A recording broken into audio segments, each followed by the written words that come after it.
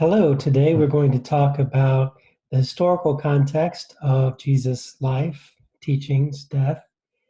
We're going to look at the Jewish tradition, provide a very brief overview of Judaism, and a little bit of an overview of Greco-Roman thought at the time. So I'm going to pull up a PowerPoint presentation, very similar to the one you had, although I got rid of a few words and put up a couple extra images. So, if you wanted to reconstruct your own life thousands of years from now, what do you think? I suspect that if somebody assumed that you lived in an age of kings and queens, they might misunderstand you. If you lived in an age where people practiced Buddhism, a place where people practice Buddhism, they might misinterpret you. If you lived at a time when slavery was still practiced, people might not understand who you are. If you wanted to understand somebody in another culture, you probably realize it's important to understand the cultural context. So,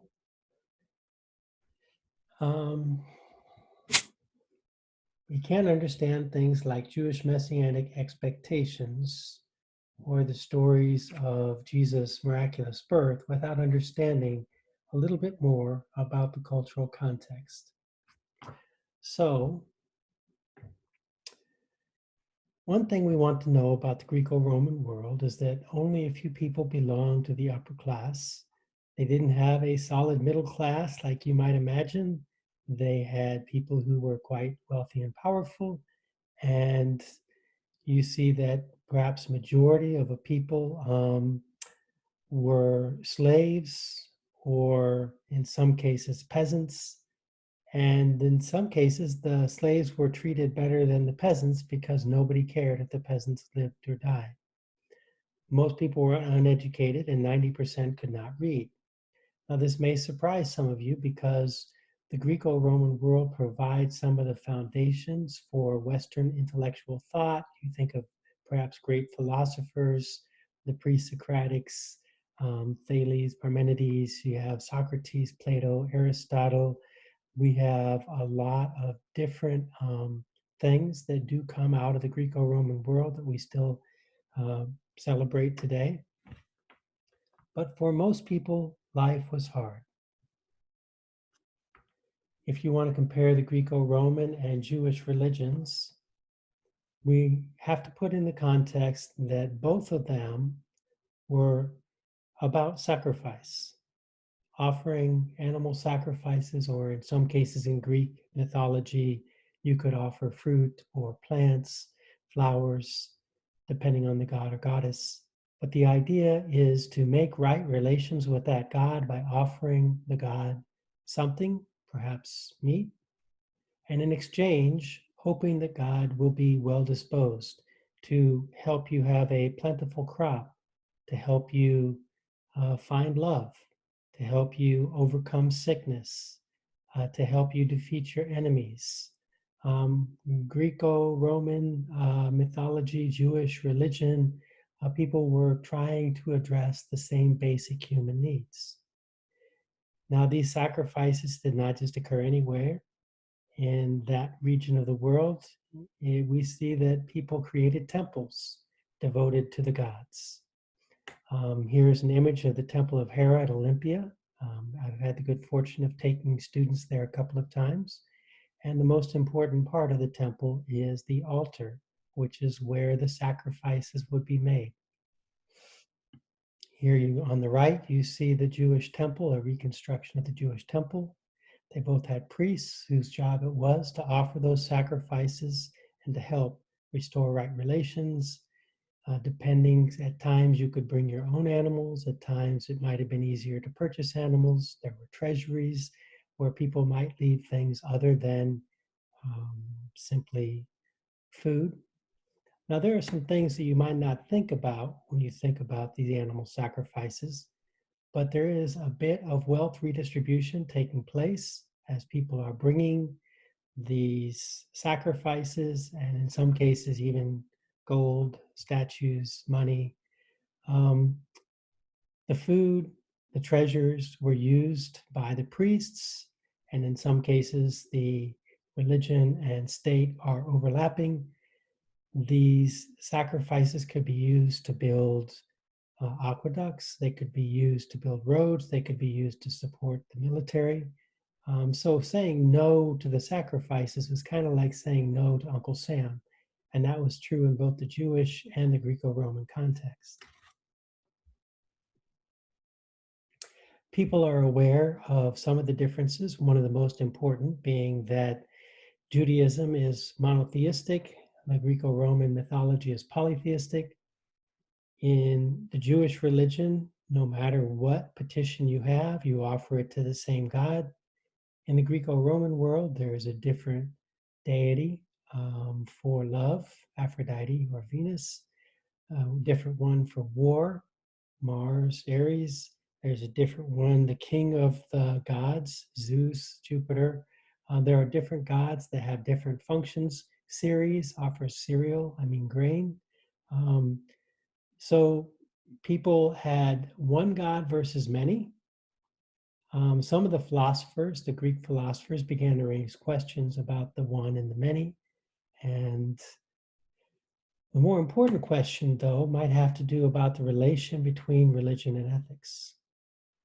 In the Greco-Roman world, not only were the gods competing with one another, often one could sway the gods to favor them by offering greater sacrifices in the temple. So if you're at war, if you offer greater sacrifice, the idea is the gods will be on your side. Now, notice that for Judaism, sometimes God is on the side of the good, sometimes God is on the side of justice. In fact, even your enemies, God may be on their side because God cares how you treat other human beings who were created in the image of God.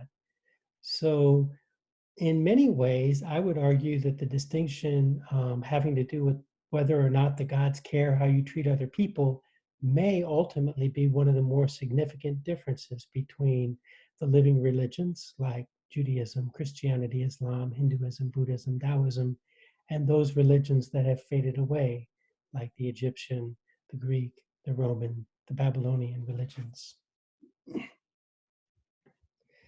So Judaism begins with the figure of Abraham. He is often considered the father of Judaism, and in fact, some would say he is the father of Judaism, Christianity, and Islam. All three of those religions tell the story in slightly different ways about how Abraham, who was a wandering nomad, saw that there was a land, the land of Canaan, that apparently was an agricultural land. His community had to go with the seasons, um, but the agricultural community could stand still. Abraham dreamed that one day he would have many descendants, and according to tradition, he was quite old and did not have any, and that one day they would occupy the land of Canaan.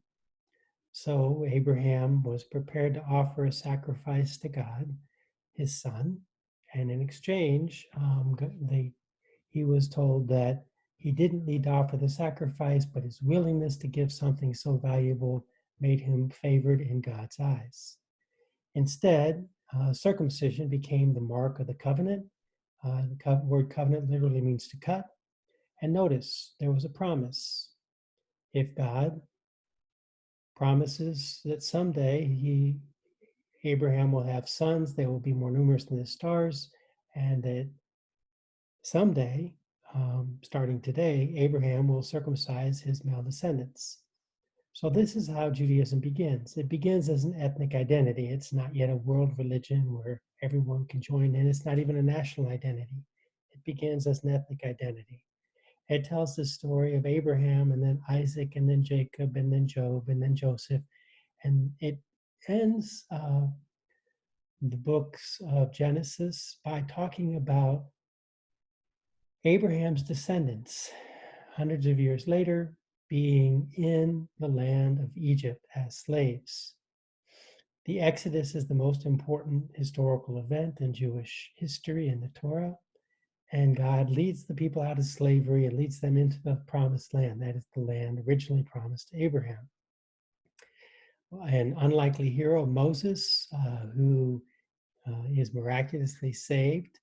Pharaoh kills all the children under 2, but somehow Moses' mother gets him in a reed basket, floats him down the river Nile, and he ends up growing up in the house of the Pharaoh.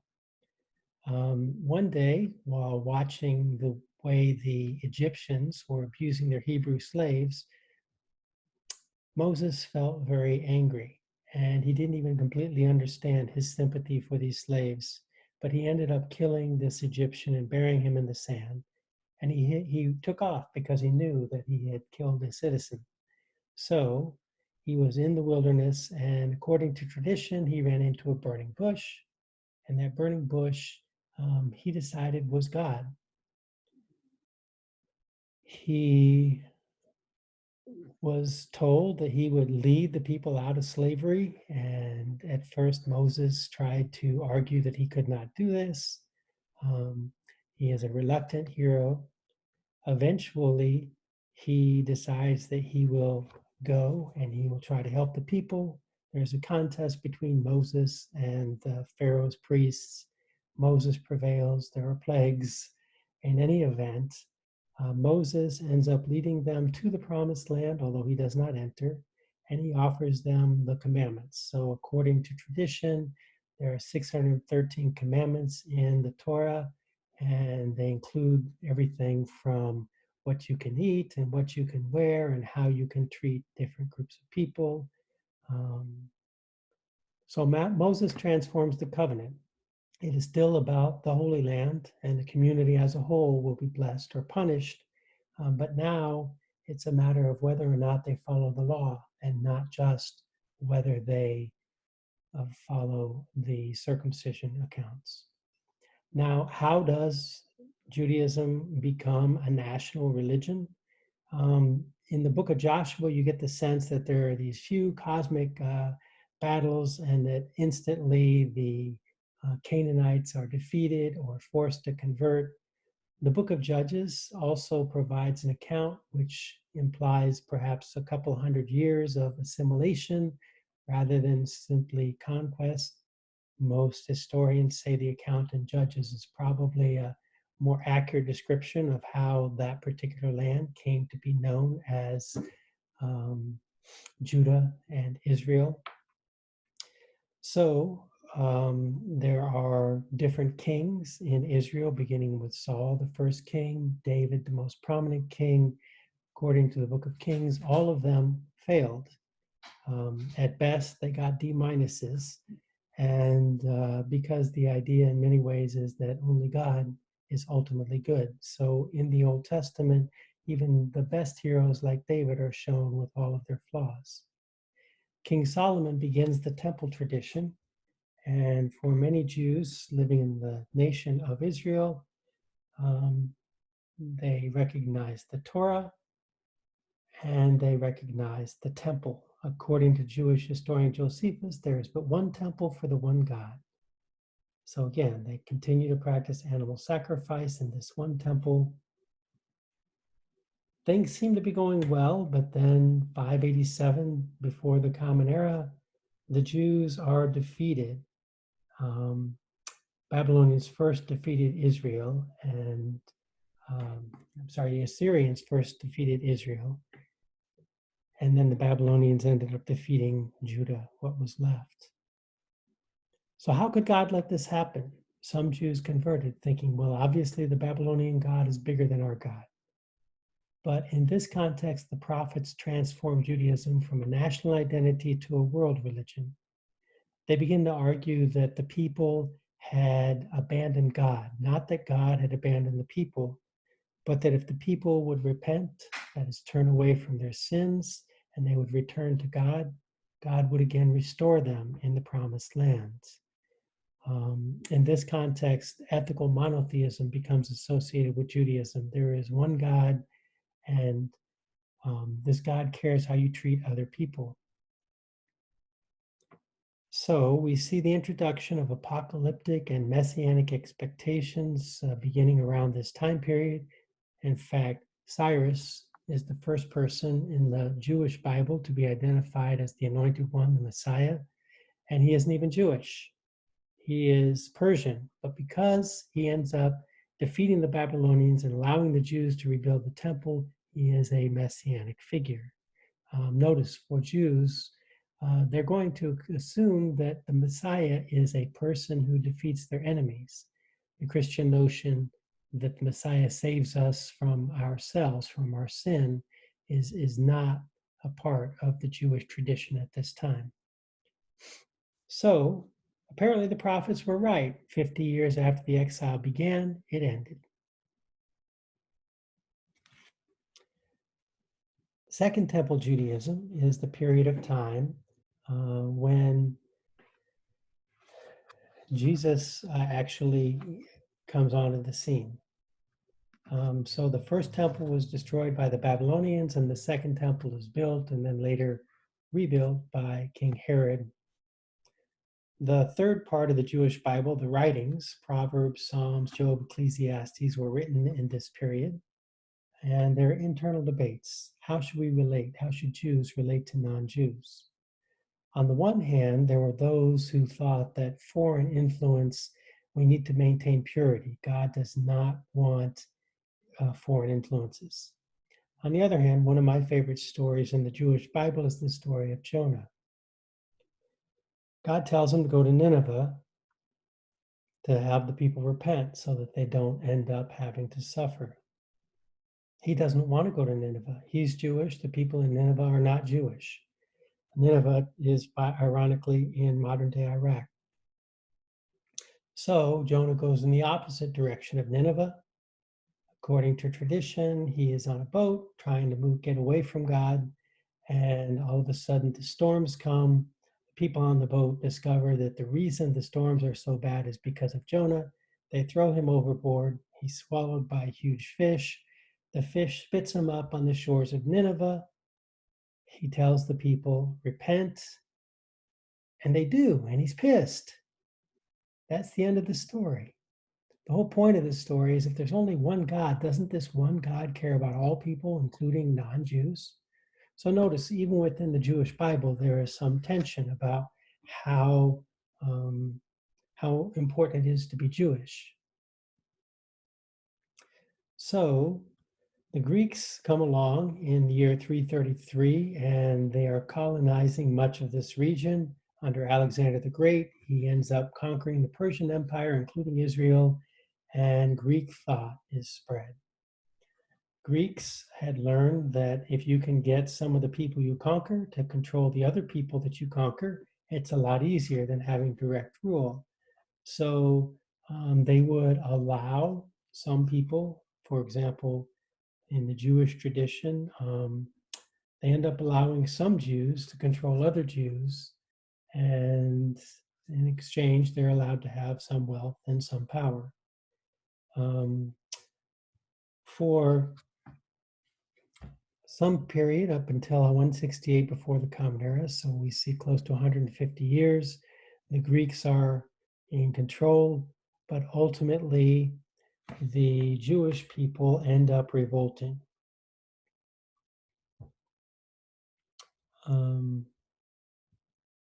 The Maccabean revolt is led by a man named Judas Maccabees, and in the Catholic versions of the Bible, you'll find 1st, 2nd, 3rd, and 4th Maccabees telling this story. Martin Luther got rid of that from the Protestant versions of the Bible.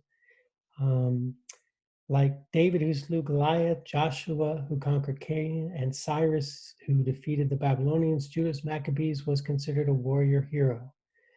And so for about 50 years, Jews celebrated their independence. Part of the reason that they were able to defeat the Greeks, though, is because the Greeks were already fighting the Romans.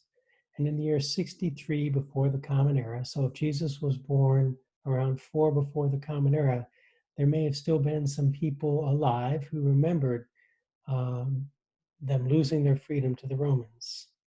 Pompey led the Roman forces to conquer Judea, making it a Roman province.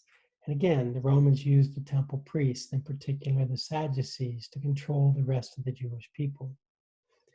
So, how do the Jews respond? You're going to see that there are a number of revolts.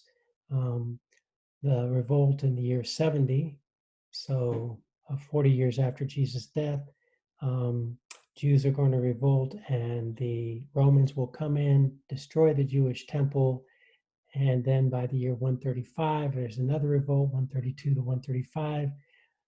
The Romans are so frustrated, they kick all practicing Jews out of Israel, out of Judea, but Christians remain. In fact, you can argue that this is the time when Judaism and Christianity had become completely separate traditions. So Jesus was born into this context and lived right in the middle of this Roman period, from 4 to 29 of the Common Era, roughly. We don't know for sure. So, just like not all Christians agree today, not all Jews agreed then, and there were 4 major sects of Judaism in Jesus' lifetime. The Sadducees collaborated with the Romans. They controlled the temple. They were the ones that had the greatest access to wealth, power, education.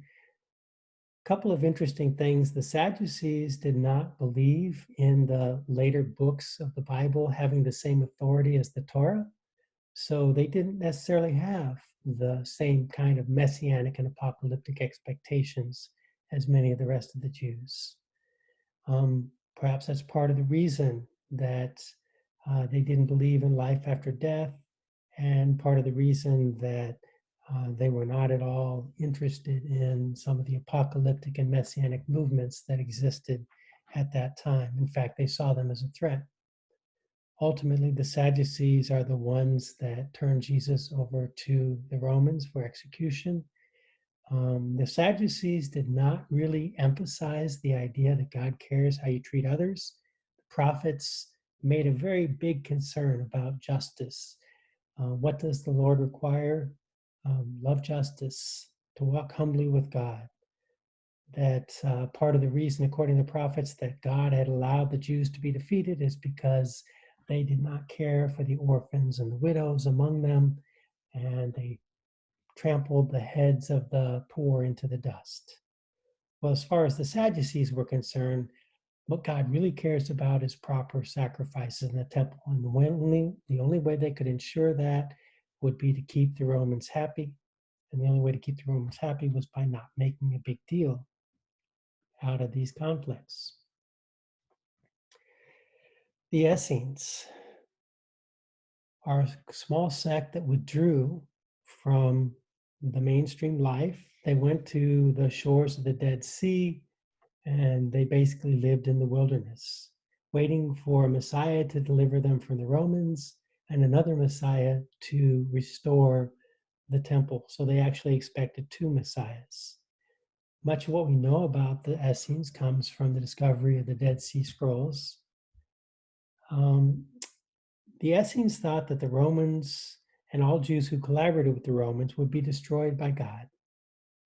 And there is possibly a connection here with Jesus. John the Baptist, Jesus' teacher, often appears as if he was himself an Essene in the wilderness, arguing that people ought to repent and expecting God to break into history to solve the problems of evil and injustice. The Zealots were the ones that the Romans considered to be terrorists. They had messianic expectations, and in fact, there were several Zealots who ultimately rose up thinking that they would help lead the war, that God would be on their side and empower them to be victorious over their more powerful adversaries. From the perspective of the Zealots and the Sicarii, they would sometimes kidnap and torture Jews who collaborated with the Romans. There are 2 of Jesus' disciples that have sometimes been identified with the Zealot tradition. Judas Iscariot, the disciple that betrayed Jesus. And interestingly enough, there is a later gospel which attributes the idea that he thought that if he started the conflict between Jesus and the Romans, that Jesus would ultimately win. An interesting thought. However, the Gospel of Judas was written in the 2nd century, and it is not clear that that actually reflects in any way Jesus' lifetime companion view. The Pharisees were the 4th major sect. They stood somewhere between the Sadducees and the Essenes and Zealots. They didn't quit their day jobs, but they did resist Greek and Roman influence to some extent.